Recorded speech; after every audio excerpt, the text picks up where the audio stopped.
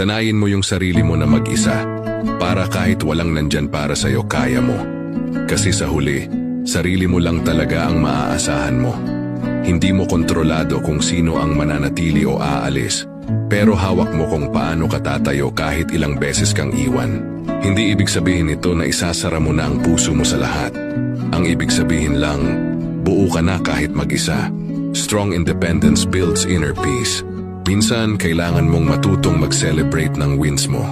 Kahit walang audience, hindi lahat ng tagumpay kailangan ng palakpakan. Self-validation is enough. Hindi mo rin kailangang magmakaawa para piliin ka. Ang tamang tao, hindi ka iiwan sa ere.